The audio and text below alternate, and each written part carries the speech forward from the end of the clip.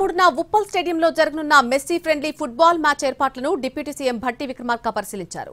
భద్రతా ఏర్పాట్లను అడిగి తెలుసుకున్నారు. నిర్దేశించిన సమయం కంటే ముందే అభిమానులు స్టేడియంలోకి చేరుకోవాలని భట్టి సూచించారు. ఫ్రెండ్లీ మ్యాచ్ సందర్భంగా అన్ని రకాల వసతులు ఏర్పాటు చేసినట్టు డిప్యూటీ సీఎం తెలిపారు.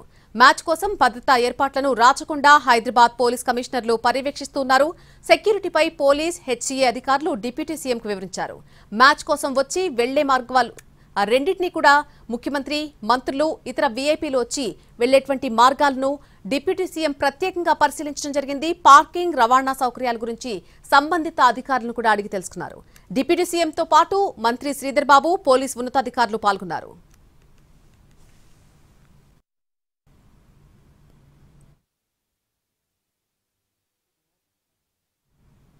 తెలంగాణ రైజింగ్ గ్లోబల్ సమ్మిట్ సందర్భంగా ఈ నెల 13న ఉప్పల్ స్టేడియంలో ఫ్రెండ్లీ ఫుట్బాల్ మ్యాచ్ నిర్వహిస్తున్నట్టుగా డిప్యూటీ సీఎం భట్టి చెప్పారు. దిగ్గజ ఫుట్బాల్ ప్లేయర్ మెస్సీ టీంతో సీఎం రేవంత్ రెడ్డి టీం తలపడనుందని తెలిపారు. 13వ తారీఖు నాడు ఫ్రెండ్లీ మ్యాచ్ సంబంధించి ఈ స్టేడియంలో జరగబోతా ఉంది, ఉప్పల్ స్టేడియంలో. ఈ ఫ్రెండ్లీ మ్యాచ్ తెలంగాణ రైజింగ్ లో భాగంగా జరిగేటువంటి ఉత్సవాల్లో భాగంగా ఈరోజు లియోనెల్ మెస్సీ గారు కూడా తెలంగాణ రైజింగ్ చాలా బాగుంది, దాంట్లో నేను కూడా పాల్పంచుకోవాలన్నటువంటి ఆలోచనతో వారు ఇక్కడ పెద్ద ఎత్తున వస్తా ఉన్నారు ఫ్రెండ్లీ మ్యాచ్ ఆడటానికి.